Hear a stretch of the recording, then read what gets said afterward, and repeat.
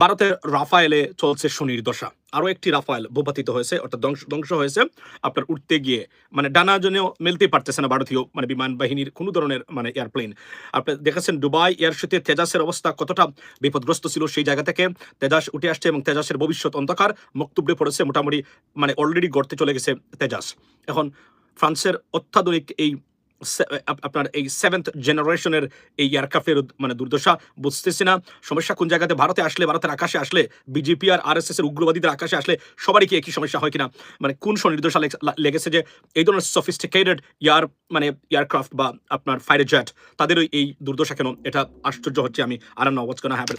Maybe তারা আমাদের আব্বাসী হুজুরকে নিতে হবে ভারতে, নিয়ে সেখানে ফুফা অথবা আমাদের আপনার চরমনাই হুজুরকে নিয়ে বাইমাস, তারপরে আপনার হচ্ছে আপনার এই যে কি বলে, ওই যে এই জাহাজের গল্প, তারপরে গরুর গল্প, তারপরে সাপের গল্প, তারপরে ব্যাঙের গল্প, এগুলো যতক্ষণ পর্যন্ত তারা এটা শুনছে না, আমার মনে হয় না এরা কোনোভাবেই ঠিক হবে। কেননা আর বাই দ্য ওয়ে বলে রাখি যে এই দুইজন হুজুরের সাথে ভারতের হাই কমিশনের সাথে খুবই ভালো সম্পর্ক, because they always visit India. By the